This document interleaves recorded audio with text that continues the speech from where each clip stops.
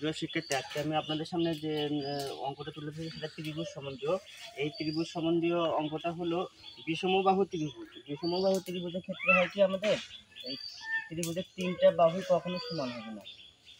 এই বাহু বা এই বাহু এবং এই বাহু, এই তিনটা বাহু কোনো বাহুই সমান হবে না। সেই ক্ষেত্রে আমাদের ওই ত্রিভুজটার আমরা ক্ষেত্রফল কীভাবে বের করব, এই একটা আমাদের একটা এই প্রবলেম সম্বন্ধীয় একটা আমাদের অঙ্ক, যে ত্রিভুজের বাহুগুলো যতক্ষণে 7 মিটার, 8 মিটার এবং 9 মিটার দেওয়া আছে, তাহলে ত্রিভুজের ক্ষেত্রফল কত? তাহলে আমাদের এখানে তিনটা যে আমাদের বাহু দেওয়া আছে, এই তিনটা বাহুর দৈর্ঘ্যই কিন্তু আলাদা আলাদা, মানে সেম না বা ছোট বড় এরকম।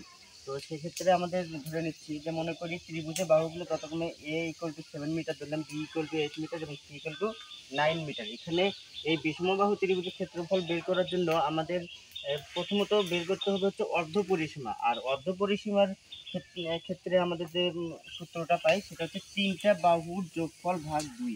অর্ধ পরিসীমাকে আমরা এস দ্বারা বলি। এই এস ইকুয়াল টু হচ্ছে তিনটা বাহুর, যে আমাদের বাহু আছে তিনটা বাহুর যোগফল করে 2 দিয়ে ভাগ দিলে আমাদের সেই অর্ধ পরিসীমাটা পাওয়া যাবে। তাহলে এই তিনটা বাহু আসছে 7 + 8 + 9 24।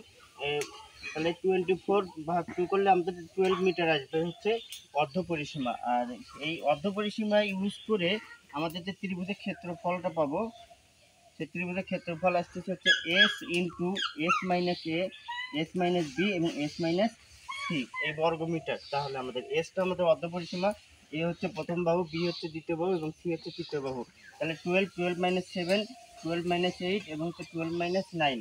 তাহলে 12 × 5 × 4 × 3। তাহলে এই কয়টা আমাদের গুণন করলে আমাদের যে রেজাল্টটা পাবো সেটা হচ্ছে 720। এই 720 বর্গমিটার হলো ওই ত্রিভুজটির ক্ষেত্রফল।